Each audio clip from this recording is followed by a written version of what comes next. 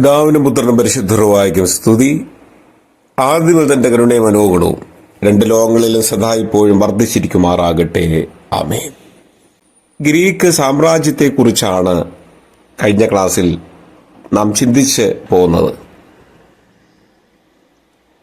അതിൽ പ്രഗത്ഭനായ ചക്രവർത്തിയായിരുന്നു അലക്സാണ്ടർ ചക്രവർത്തിയെക്കുറിച്ചും നാം കഴിഞ്ഞ ക്ലാസ്സിൽ ചിന്തിച്ച് തുടങ്ങി.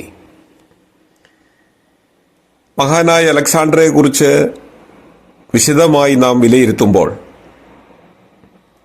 അദ്ദേഹത്തിന് ആൺമക്കളില്ലായിരുന്നു. സാമ്രാജ്യം അതുകൊണ്ട് 4 സേനാനികൾ 4ആയി പകുത്തെടുത്തു.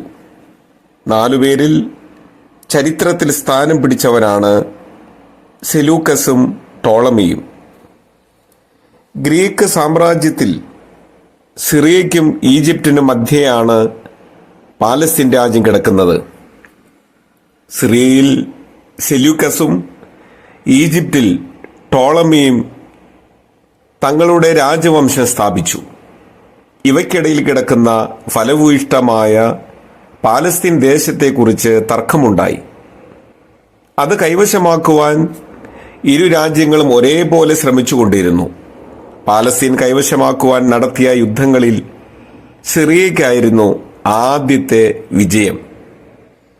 പിന്നീട് നടന്ന യുദ്ധത്തിൽ ഈജിപ്റ്റ് പാലസ്തീൻ കൈവശമാക്കുകയും BC 198 വരെ അതിന്മേൽ തങ്ങളുടെ ആധിപത്യം ഉറപ്പിക്കുകയും ചെയ്തു. ഈജിപ്തിന്റെ ഭരണാധികാരികളായ ടോളമികളുടെ കാലത്ത് പാലസ്തീനിലെ യഹൂദന്മാർക്ക് നല്ല കാലമായിരുന്നു. ഈജിപ്തിലെ തങ്ങളുടെ താവളങ്ങളിലെല്ലാം യഹൂദന്മാർ സിനഗോഗുകൾ പണിതു. ക്രമേണ ഈജിപ്തിലെ അലക്സാൻഡ്രിയ യഹൂദ മതത്തിന്റെ ഒരു സ്ഥിരാകേന്ദ്രമായി അറിയപ്പെടുവാനായിട്ട് തുടങ്ങി. പാലസ്തീൻ കൈവിട്ടു പോയതിലൂടെ സിറിയയ്ക്കേറ്റ മുറിവ് പെട്ടെന്ന് ഉണങ്ങുന്നതായിരുന്നില്ല. അത് തിരിച്ചു പിടിക്കുക എന്നത് അവരെ സംബന്ധിച്ചിടത്തോളം അഭിമാനത്തിന്റെ പ്രശ്നം കൂടിയായിരുന്നു. സിറിയയിലെ മഹാനായ അന്തിയോക്കസ് തക്കം നോക്കി ഇരുന്ന് BC 198 അത് തിരികെ പിടിച്ചു. അങ്ങനെ പാലസ്തീൻ വീണ്ടും സിറിയയിലെ സെലൂക്യൻ രാജ്യഭരണത്തിന് കീഴിലായി. മഹാനും ബുദ്ധിമാനുമായ അന്തിയോക്കസ് യഹൂദന്മാരുടെ സഖിത്വം കാംക്ഷിക്കുകയും രാജകീയമായ ആസ്ഥാനമായി സിറിയയിലും കുടിയേറി പാർക്കുന്ന അവരെ പ്രോത്സാഹിപ്പിക്കുകയും ചെയ്തു. ഇതുമൂലം യഹൂദന്മാർ സിറിയയിലും സിറിയയിലൂടെ കടന്ന് അന്ത്യോക്യയിലും ഏഷ്യ മൈനറിലും കൂടിയാണ് കുടിയേറി പാർത്തത്. എന്നാൽ ഈ സമാധാനകാലം ഏറെ നാൾ നീണ്ടുനിന്നില്ല.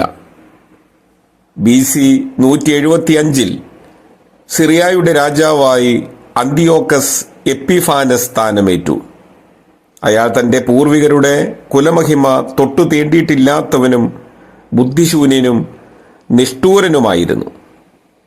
യോസേഫിനെ അറിയാത്ത ഫറവോനെ പോലെ അവൻ യഹൂദന്മാരെ വെറുക്കുകയും അവരെ തന്റെ വർഗശത്രുക്കളായി കണക്കാക്കി അവരോട് പ്രതികാരം ചെയ്യുവാൻ തുടങ്ങുകയും ചെയ്തു.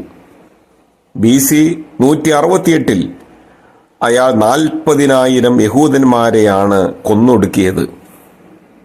യഹൂദമതത്തെ ഭൂമിയിൽ നിന്ന് തുടച്ചു മാറ്റുമെന്ന ദൃഢപ്രതിജ്ഞയോടെ അയാൾ അതിനെ നിരോധിക്കുകയും യഹൂദ സ്ത്രീകളെയും കുട്ടികളെയും അടിമകളാക്കി വിൽക്കുകയും ചെയ്തു.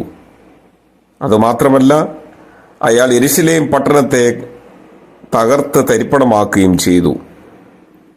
ദേവാലയത്തിലെ യാഗപീഠത്തിൽ അവനൊരു പെൺപന്നിയെ യാഗം കഴിക്കുകയും അതിൽ ജുപ്പിറ്റർ ദേവന് ഒരു പ്രത്യേക യാഗപീഠം പണി കഴിപ്പിക്കുകയും ചെയ്തു.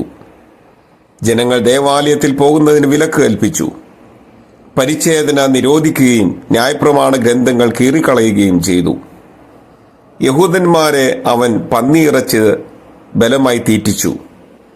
3 വർഷത്തിലധികം കാലം ആരാധന മുടങ്ങി.